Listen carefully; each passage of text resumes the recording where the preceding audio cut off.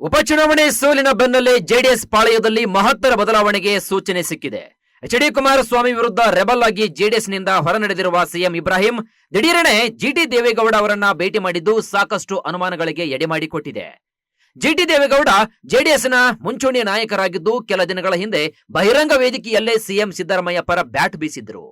ಇನ್ನು ಮೂಡಾ ಪ್ರಕರಣದಲ್ಲಿ ಎಚ್.ಡಿ. ಕುಮಾರಸ್ವಾಮಿ ವಿರುದ್ಧವೂ ಕೂಡ ಹೇಳಿಕೆ ನೀಡಿ ಗಮನವನ್ನ ಸೆಳೆದಿದ್ರು. ಇದೀಗ ಅವರ ಮನೆಗೆ ಜೆಡಿಎಸ್ ಉಚ್ಚಾಟಿತ ನಾಯಕ ಸಿಎಂ ಇಬ್ರಾಹಿಂ ಭೇಟಿ ಮಾಡಿದ್ದು ಮಹತ್ತರ ಬದಲಾವಣೆಯ ಸೂಚನೆ ಇರಬಹುದಾ ಎನ್ನಲಾಗ್ತಾ ಇದೆ.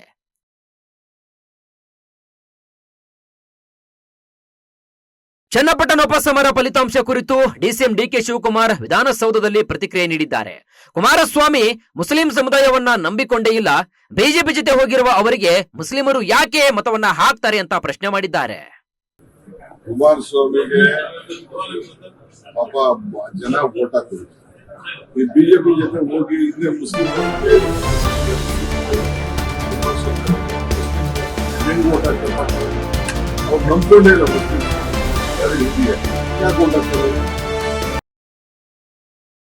ಮಹಾರಾಷ್ಟ್ರದ ವಿಧಾನಸಭಾ ಚುನಾವಣೆಯ ಫಲಿತಾಂಶದ ಕುರಿತು ಗೃಹ ಸಚಿವ ಡಾಕ್ಟರ್ ಜಿ ಪರಮೇಶ್ವರ್ ಹೇಳಿಕೆಯನ್ನ ಕೇಂದ್ರ ಸಚಿವ ಪ್ರಹ್ಲಾದ್ ಜೋಶಿ ಟೀಕಿಸಿದ್ದಾರೆ.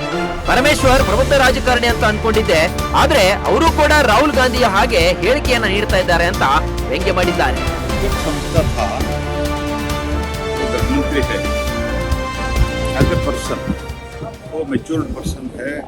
अच्छा आदमी है, ऐसे मेरा इम्प्रेशन था, लेकिन वो भी राहुल गांधी जैसे बात कर रहे हैं. मिस्टर परमेश्वर is treated as the one of the mature politician in Karnataka, but unfortunately that जो हमारा परसेप्शन था वो ठीक नहीं है, ऐसे उन्होंने प्रूव कर रहे हैं. ಪರ್ತ್ನಲ್ಲಿ ನಡೆದ ಆಸ್ಟ್ರೇಲಿಯಾ ವಿರುದ್ಧದ ಮೊದಲ ಟೆಸ್ಟ್ ಪಂದ್ಯದಲ್ಲಿ ಟೀಂ ಇಂಡಿಯಾ 295 ರನ್ಗಳ ಅಮೋಘ ಗೆಲುವು ದಾಖಲಿಸಿದೆ. ಇದು ಆಸ್ಟ್ರೇಲಿಯಾ ನೆಲದಲ್ಲಿ ಭಾರತದ ಅತಿ ದೊಡ್ಡ ಟೆಸ್ಟ್ ಗೆಲುವೆಂಬುದು ಇದಕ್ಕೂ ಮುನ್ನ 1977ರಲ್ಲಿ ಮೆಲ್ಬೋರ್ನ್ನ ಟೆಸ್ಟ್ನಲ್ಲಿ ಟೀಂ ಇಂಡಿಯಾ 222 ರನ್ಗಳ ಗೆಲುವು ದಾಖಲಿಸಿದ್ದು ಇದುವರೆಗಿನ ಶ್ರೇಷ್ಠ ಜಯವಾಗಿತ್ತು. ಇದೀಗ ಬರೋಬ್ಬರಿ 47 ವರ್ಷಗಳ ಬಳಿಕ ಹೊಸ ಇತಿಹಾಸ ರಚಿಸುವಲ್ಲಿ ಟೀಂ ಇಂಡಿಯಾ ಯಶಸ್ವಿಯಾಗಿದೆ. ಮಹಾರಾಷ್ಟ್ರ ಚುನಾವಣಾ ಫಲಿತಾಂಶ ಹೊರಬಿದ್ದಿದ್ದು ಮಹಾಯುತಿ ಜಯಭೇರಿ ಬಾರಿಸಿದೆ. ಫಲಿತಾಂಶದ ಬಗ್ಗೆ ಪ್ರತಿಕ್ರಿಯೆ ನೀಡಿರುವ ಸಂಸದೆ ಕಂಗನಾ ರಣಾವತ್ 2020ರ ಘಟನೆಯೊಂದನ್ನು ಉಲ್ಲೇಖಿಸಿ ಉದ್ಧವ್ ಠಾಕ್ರೆಗೆ ಟಾಂಗ್ ಕೊಟ್ಟಿದ್ದಾರೆ.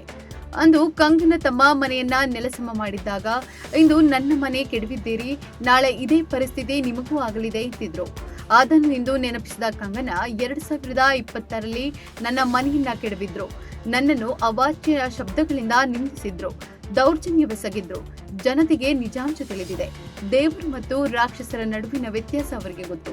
ಹಾಗಾಗಿ ಇಂದು ಸತ್ಯ ಮತ್ತು ಪ್ರಾಮಾಣಿಕತೆಗೆ ಸಾಥ್ ನೀಡಿ ಗೆಲ್ಲಿಸಿದ್ದಾರೆ ಎಂದಿದ್ದಾರೆ.